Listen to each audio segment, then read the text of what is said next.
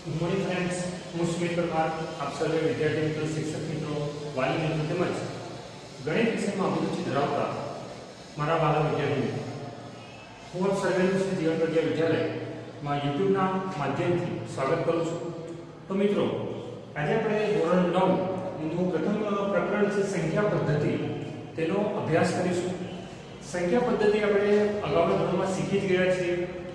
સંખ્યા રેખા શું છે, બરાબર છે? સંખ્યા રેખાથી આપણે શરૂઆત કરી હતી ધોરણ 7 માં. આ સંખ્યા રેખા છે,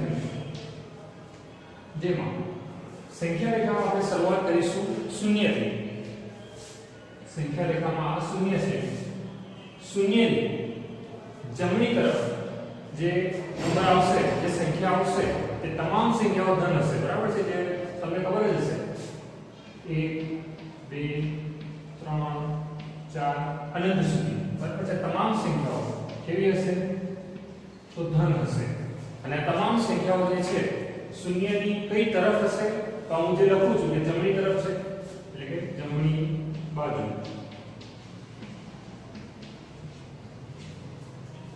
તે જ રીતે વિદ્યાર્થી મિત્રો, શૂન્યથી ડાબી તરફ આવેલી તમામ સંખ્યાઓનો સમાવેશ ઋણ સંખ્યામાં કરી શકાય છે.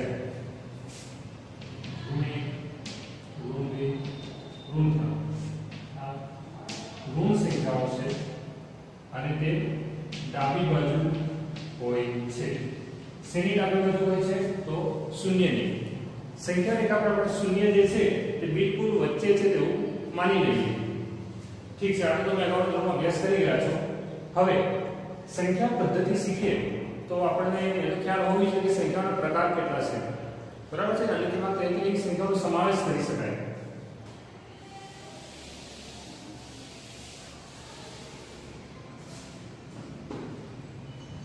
તો મિત્રો, સંખ્યાઓના પ્રકાર જે તમે અગાઉના ધોરણમાં શીખી જ ગયા છો, છતાં એક નજર કરી લઈએ. સૌપ્રથમ મિત્રો છે પ્રાકૃતિક સંખ્યાઓ.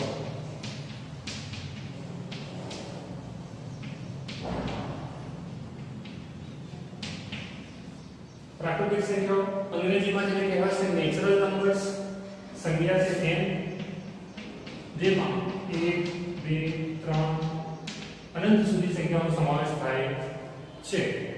ત્યારબાદ આવશે મિત્રો પૂર્ણ સંખ્યાઓ.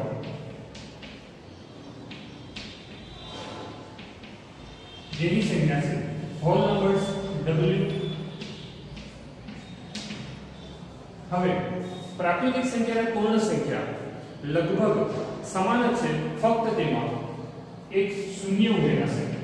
0 1 2 3 અનંત સુધી, બરાબર છે?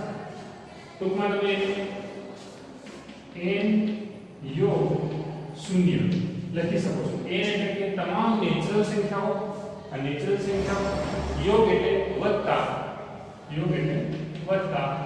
શૂન્ય, બરાબર છે? હવે પ્રાકૃતિક સંખ્યા અને પૂર્ણ સંખ્યાની ચર્ચા કર્યા બાદ આપણે શેના પર આવીશું? પૂર્ણાંક સંખ્યાઓ. પૂર્ણાંક સંખ્યાઓ. પૂર્ણાંક સંખ્યાઓ જેની માટે અંગ્રેજીમાં આપણે કહીએ છીએ ઇન્ટીજર્સ, બરાબર છે? i. પૂર્ણાંક સંખ્યાઓ જે પૂર્ણ અંક છે તે, અને તેમાં કઈ કઈ સંખ્યાઓનો સમાવેશ થાય? તે કાં તો શૂન્ય પણ હોઈ શકે, તે ધન પણ હોઈ શકે અને તે ઋણ પણ હોઈ શકે છે.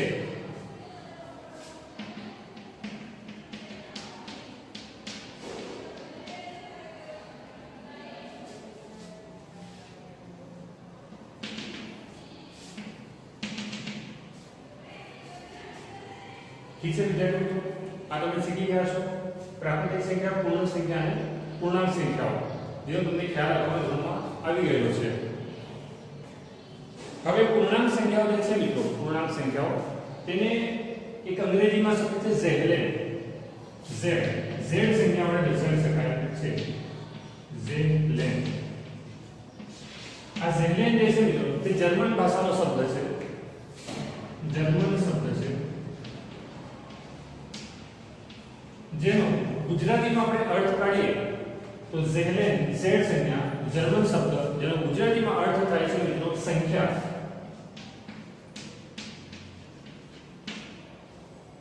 ઠીક છે? ત્યારબાદ પ્રાકૃતિક સંખ્યા, પૂર્ણાંક સંખ્યા, પૂર્ણાંક સંખ્યા n w i જેને z બંને zn કહેવાય છે, શીખી ગયા આપણે. ત્યારબાદ આવશે સમય સંખ્યાઓ.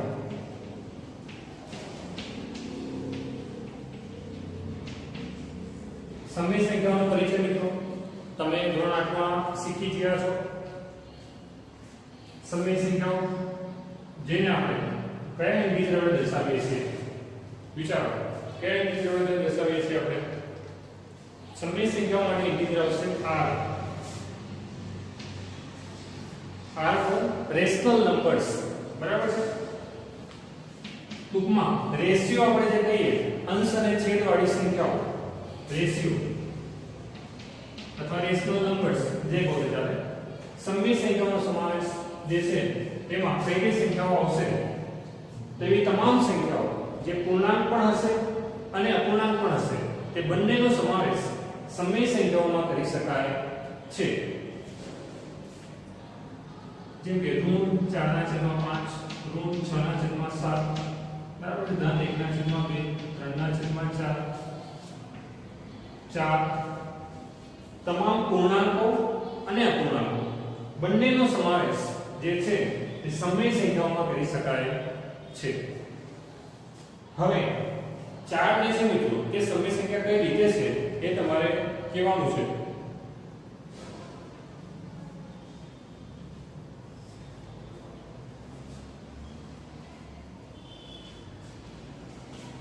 ઠીક છે. 4 4/1 હંમેશા હોય છે. કોઈ પણ સંખ્યા હશે તો તેના છેદમાં 1 હોય જ છે. એટલે આપણે આને પણ p/q સ્વરૂપમાં દર્શાવી શકીએ છીએ, જ્યાં q ની કિંમત કદીય શૂન્ય ના હોઈ શકે. બરાબર, શૂન્ય ના હોય. હવે સમય સંખ્યાને બીજું 48 તરીકે પણ દર્શાવીએ. q જેની સંખ્યા છે 48, r લખો તો પણ ચાલે. ઠીક છે મિત્રો. હવે p/q સ્વરૂપ શું છે તેની ચર્ચા કરીએ. જ્યાં p એ અંશ છે અને q એ છેદ છે.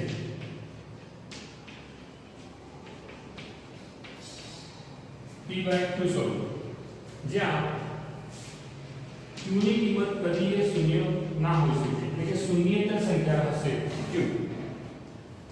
ઠીક છે મિત્રો. હવે આગળ આપણે ચર્ચા કરીએ.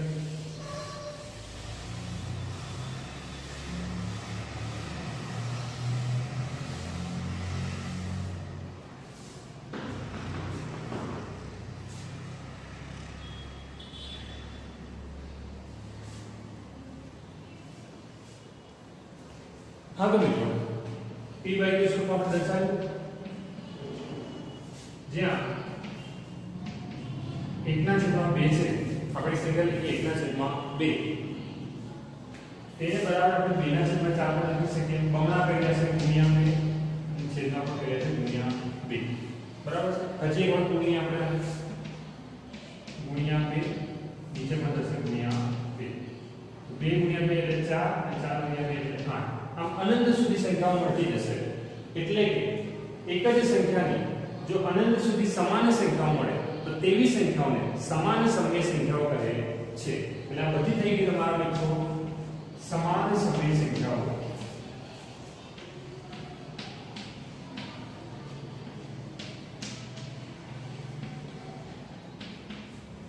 હવે મિત્રો જે સમાન સમય સંખ્યાઓ મળશે તે હંમેશા અપૂર્ણાંક જ હશે.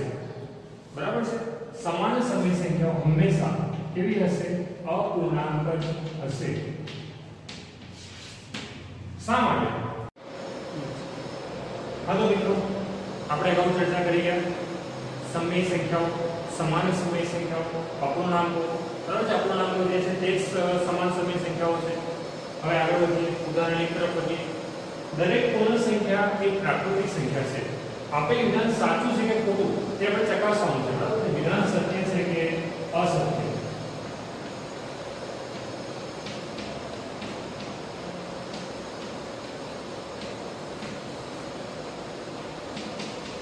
એ ચકાસવાનું છે. તો દરેક પૂર્ણ સંખ્યા એ પ્રાકૃતિક સંખ્યા છે. હોલ નંબર્સ જે અગાઉ આપણે ચર્ચા કરી ગયા. પૂર્ણ સંખ્યા w, પ્રાકૃતિક સંખ્યા n. પ્રાકૃતિક સંખ્યાઓની શરૂઆત કરી એમાં 1, 2, 3 ક્રમશઃ અનંત સુધી સંખ્યાઓ મળે છે. તેવી જ રીતે w એટલે કે પૂર્ણ સંખ્યા હોલ નંબર્સ, જેમાં પ્રાકૃતિક સંખ્યા તો હોય જ છે પણ તે સિવાય શૂન્યનો પણ જેમાં સમાવેશ કરી શકાય છે. તો પ્રશ્ન આપણે પૂછ્યું છે કે દરેક પૂર્ણ સંખ્યા પ્રાકૃતિક સંખ્યા છે. તો 1 અહીંયા છે, તો હા 1 પણ અહીંયા છે, 2 અહીંયા છે, તો 2 પણ અહીંયા છે, 3 અહીંયા છે, 3 પણ અહીંયા છે, પણ શૂન્ય અહીંયા છે, શૂન્ય અહીંયા નથી. એટલે કે આપણે કહી શકીએ કે દરેક પૂર્ણ સંખ્યા, આ દરેક પૂર્ણ સંખ્યા શૂન્ય એ પ્રાકૃતિક સંખ્યા છે. તો શૂન્ય પ્રાકૃતિક સંખ્યા છે નથી, એટલે કે આપેલ વિધાન અસત્ય છે. આપેલ વિધાન અસત્ય છે અથવા સત્ય નથી. વિધાન નંબર 2 પર જઈએ. દરેક પૂર્ણાંક એ સમય સંખ્યા છે. તો અગાઉ આપણે ચર્ચા કરી ગયા કે સમય સંખ્યાના બે પ્રકાર પડે છે, કે પૂર્ણાંક પણ હોઈ શકે અને અપૂર્ણાંક પણ હોઈ શકે. દરેક પૂર્ણાંક એટલે 2 છે, 4 છે, 6 છે, 20, 50 ઋણ પણ હોઈ શકે અને શૂન્ય પણ હોઈ શકે. તો પ્રશ્ન એ છે કે દરેક પૂર્ણાંક એ સમય સંખ્યા છે. તો શું આ તમામ સંખ્યા સમય સંખ્યા છે? તો હા, આ તમામ સંખ્યાને આપણે સમય સંખ્યાનો સમાવેશ કરી શકીએ છીએ. એટલે કે આપેલ વિધાન સત્ય છે. ત્યારબાદ દરેક સમય સંખ્યા એ પૂર્ણાંક છે. દરેક સમય સંખ્યા એ પૂર્ણાંક છે. જોઈ લઈએ સમય સંખ્યા તે ધન પણ હોઈ શકે, ઋણ પણ હોઈ શકે, પૂર્ણાંક પણ હોઈ શકે અને અપૂર્ણાંક પણ હોઈ શકે છે. 2 ના છેદમાં 3, 3 ના છેદમાં 1 એટલે 3 પોતે છે, બરાબર. 4 ના છેદમાં 1, 5, 1 ના લખો તો 4, 5 ના છેદમાં 2, ઋણ સંખ્યા લઈએ, ઋણ 1 ના છેદમાં 2. દરેક સમય સંખ્યા, આ બધી સમય સંખ્યાઓ છે. તો દરેક સમય સંખ્યા એ પૂર્ણાંક છે. તો અહીંયા તમે જોશો મિત્રો, આ તો પૂર્ણાંક છે પણ આ ત્રણ સંખ્યાઓ પૂર્ણાંક નથી. એટલે કે આપણે કહી શકીએ કે આપેલ વિધાન જે છે તે અસત્ય છે.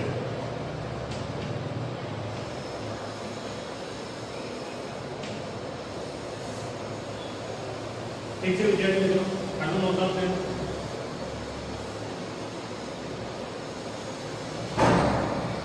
આજે આપણે અભ્યાસ કરીશું 1 અને 2 વચ્ચેની 5 સમય સંખ્યાઓ શોધવાની છે. ખરેખર તો મિત્રો બે સમય સંખ્યાની વચ્ચે અનંત સમય સંખ્યાઓ મળે છે. પૂર્ણાંક સંખ્યાઓમાં તે શક્ય હોતું નથી. જેમ કે 2 અને 4 વચ્ચે કેટલી પૂર્ણાંક સંખ્યાઓ આવેલી છે? જો મિત્રો જો આ સવાલ જવાબ આપણે મેળવીશું તો આપણને જવાબ મળશે ફક્ત એક જ. 2 અને 4 વચ્ચે કેટલી પૂર્ણાંક સંખ્યાઓ મળે? વચ્ચે પૂર્ણાંક સંખ્યાઓ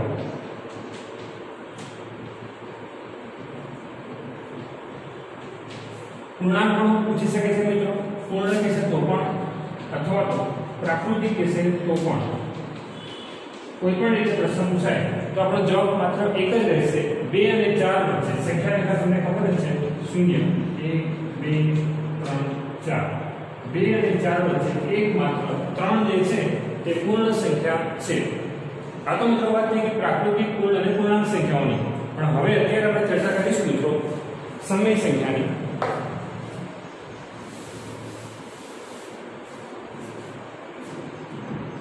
1 અને 2 વચ્ચેની 5 સમય સંખ્યાઓ શોધો. તો મિત્રો તમે જાણો છો તેમ બે સંખ્યાઓ વચ્ચે જો સમય સંખ્યા શોધવી હોય તો તેનું એક સૂત્ર હતું r અને s. બે સંખ્યાઓ r અને s માટે s વચ્ચે ની સંખ્યા બરાબર r + s ભાગ્યા 2. કઈ કામો આપણે શીખી ગયા છીએ. તો હવે આ જ સમીકરણનો ઉપયોગ આપણે પ્રસ્તુત ઉદાહરણમાં કરીશું. માટે 1 અને 2 વચ્ચેની પ્રથમ સમય સંખ્યા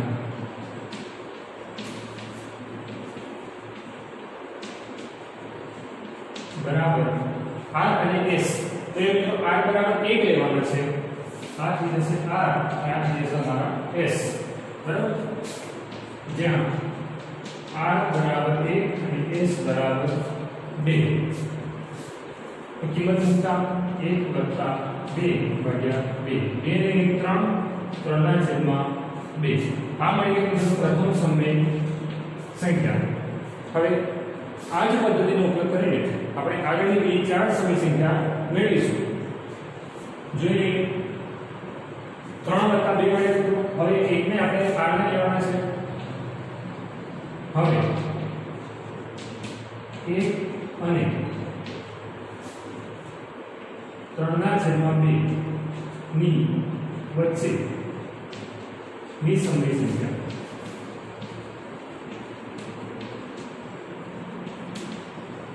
एक અને 3 ના છેદમાં 2 1 લખો વત્તા 3 ના છેદમાં 2 ભાગ્યા 2.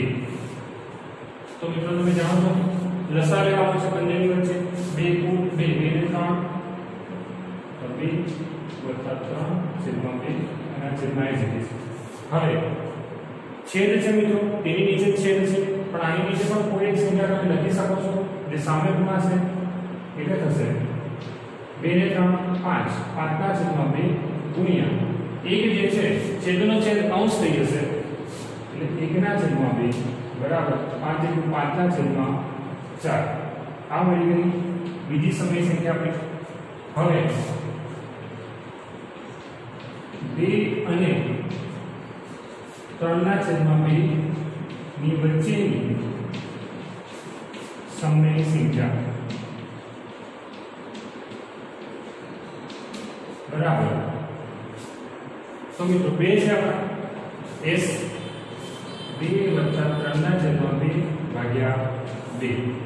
હવે આ પ્રક્રિયા તમને આવડતી હશે તેમ માનીને આપણે ટૂંકમાં બતાવીએ તો 2 × 2 = 4 4 ને 3 7 7 ના છેદમાં 2 × 4 આ થઈ તમારી ત્રીજી સમય સંખ્યા બરાબર છે.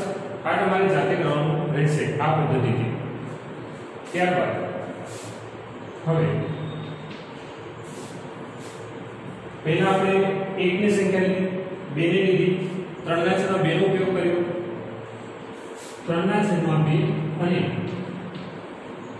5 ના છેદમાં 4 બરાબર ની વચ્ચે સમય સંખ્યા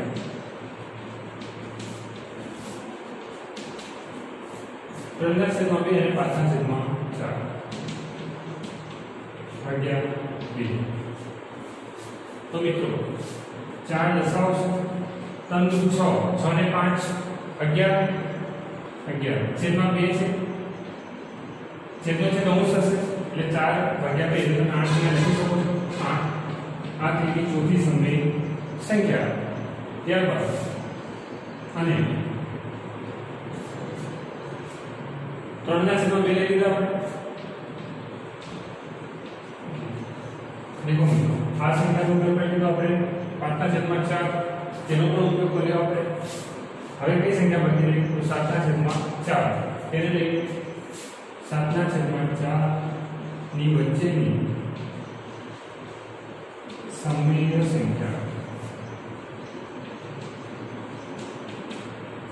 બરાબર 3 ના છેદમાં 2 વત્તા 7 ના છેદમાં 4 ભાગ્યા 2. હવે તમે આ શીખી ગયા છો 2 એટલે ગુણ્યા 2 થશે તો 3 × 6 6 ને 7 13 અને 4 × 8 બરાબર છે. હવે તમે ધોરણ 9 માં મિત્રો આવી ગયા છો એટલે આ જે સ્ટેપ છે એટલું તમને આવડવું જોઈએ. ઠીક છે. હવે બે સમય સંખ્યાઓની વચ્ચે કેટલી સંખ્યાઓ મળે તો બે સમય સંખ્યાઓની વચ્ચે અનંત સમય સંખ્યાઓ મળે છે. હવે આ પદ્ધતિ થઈ ગઈ પ્રથમ રીત. બીજી પણ એક મેથડ છે તે તમને શીખવાડી દઉં પણ તે પહેલા આટલું લખી દો.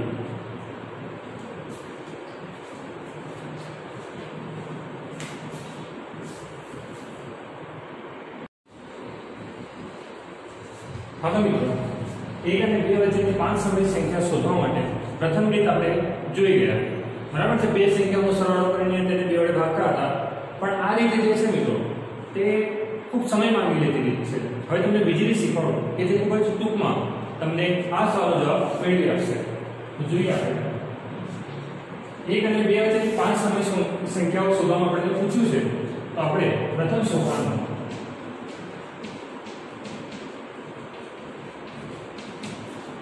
5 સમય સંખ્યા શોધો।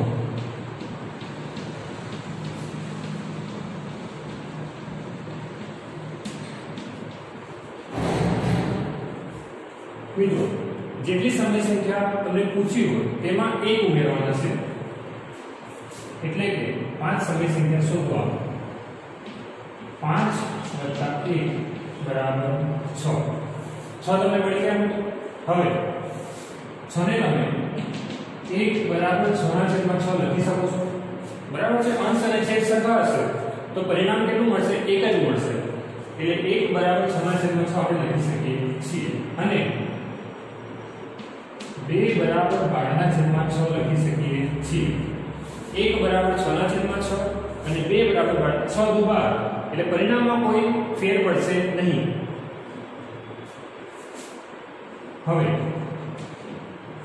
6/6 અને 12/6 તે બંનેની વચ્ચે કેટલી સમય સંખ્યાઓ છે તે આપ સૌ જાણો છો। સંખ્યા રેખામાં આપણે સીધી ગયા હતા। 6/6 તેની પછી કઈ સંખ્યાઓ છે? તો તેની પછી મિત્રો આવશે 7/6, ત્યારબાદ આવશે 8/6, 9/6, 10/6, 11/6, ત્યારબાદ આવશે 12/6, પણ 12/6 એટલે 2, અને આપણને પૂછ્યું છે 2 વચ્ચેની સમય સંખ્યા શોધવાની છે, બરાબર છે। એટલે તેમાં 2 નો સમાવેશ ના કરી શકાય, એટલે આપણને 1, 2, 3, 4 અને 5 આ 5 સમય સંખ્યાઓ, તેથી આ 5 સમય સંખ્યાઓ છે 1 અને 2 ની વચ્ચેની સમય સંખ્યાઓ છે।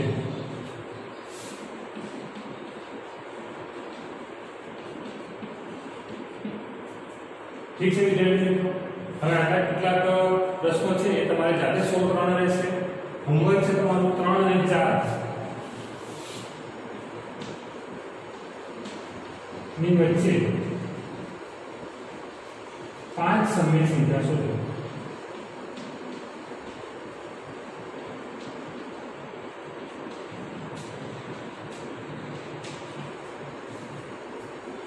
ઠીક છે મિત્રો, તો સમય સંખ્યા વિશે સારી માહિતી મળી લીધી। જો તમે YouTube પર નવા હો તો આ ચેનલ તમે સબસ્ક્રાઇબ કરી શકો છો, નીચે દર્શાવેલ બેલ આઇકન દબાવો અને તમામ અપડેટ જે આ ચેનલ તરફથી મળે છે તે મેળવતા રહો। ત્યાં સુધી જય હિન્દ, જય ભારત।